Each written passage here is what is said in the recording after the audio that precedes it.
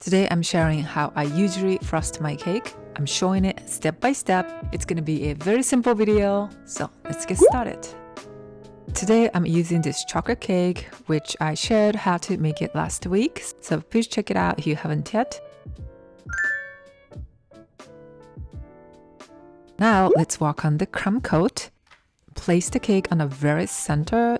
That way you can frost much easier. And if your cake is not even or it's not completely flat, cut the surface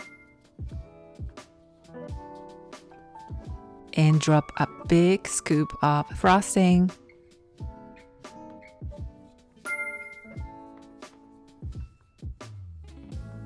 And using a spatula, make it flat. Don't move your spatula at all, but instead move your turning table like this. And when you can see that the surface is nice and flat, slowly fade out.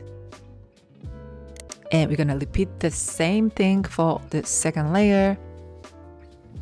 And the reason why I like to use cold cake is because with the cold cake, as I finish up the crumb coat, the frosting starts getting hardened, so it does not move around as much. If it's not on the very center, the cake is gonna look like it's leaning a little bit. Check 360 degree and make sure that your cake is on the very center. So now again, drop a big scoop and cover the surface. And since this is a crumb coat, you don't have to make it too thick. Using the extra buttercream, I frost the side and add more buttercream to fill all the gaps.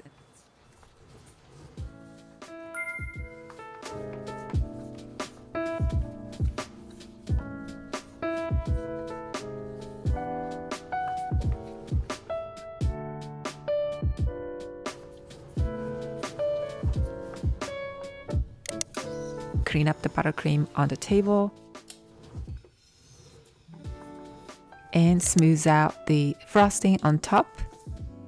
Angle your spatula a little bit like this and slowly slide in.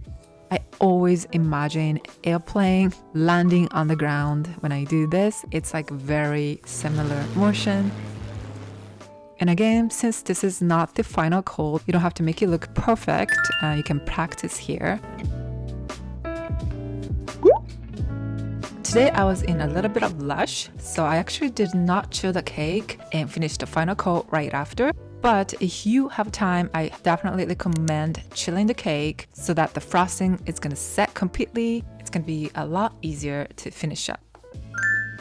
Now add big scoop of frosting and smooth out the surface just like how we did with the crumb coat. And when you do that, intentionally spread the buttercream over the edge like this.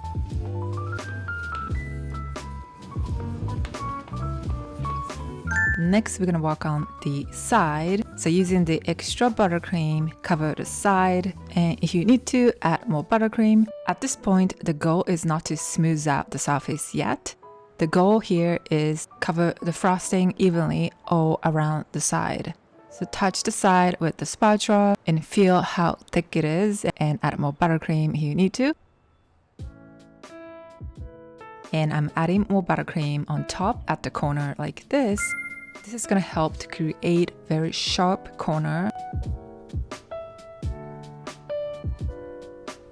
Next, we are going to smooth it out. I like to use solid dough scraper like this. Some people like to use spatula. Use whichever you are comfortable with. Angle just enough to see how much frosting you are scraping off.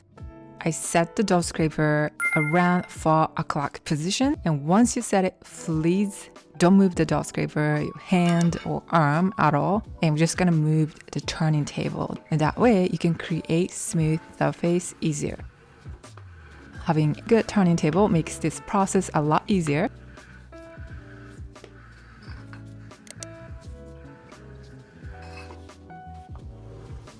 And here you can see some holes here and there.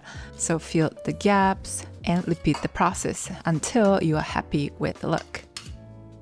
If you are a beginner, this might take some time and that's totally fine. This is probably the hardest part. So if you cannot perfect with the day 1 or day 2 or even a month, that's totally normal. So take your time, practice, and you're gonna get better each time. And just like how we did with the crumb coat, using a spatula, create a sharp corners. Angle a little bit and slowly fade in.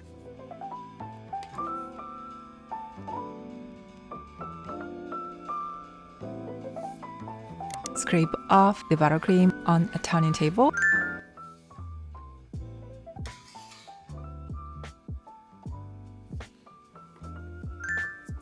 And add extra buttercream on top and smooth out the surface like this.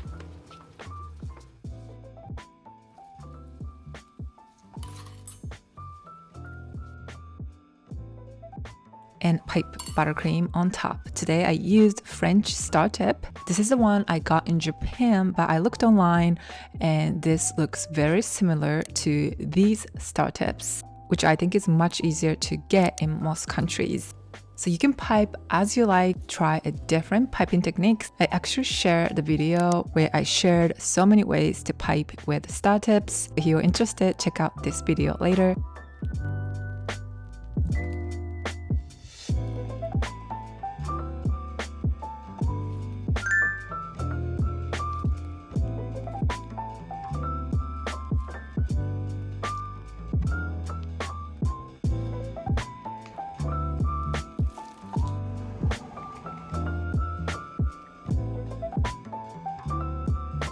And now, finish the decorations today with fruits.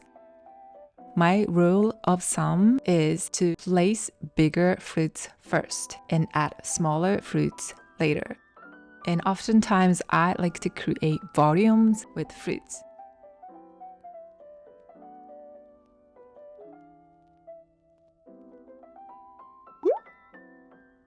Let me know if you like these types of very simple tutorials as well. And to make this video a little bit more useful, if you have questions about frosting or about cake decorating, drop on the comment section below and I'll try to answer as many as possible. And like I said earlier, you can check the frosting and chocolate cake recipe from here in these videos. Check that out if you haven't yet. And today I just shared my way that I'm very used to. So my advice to you is learn from many people, most importantly on YouTube. Try many ways and see which ways you feel most comfortable with. Okay, that's it for today. Thank you so much for watching. Enjoy pastry living and I'll see you next week.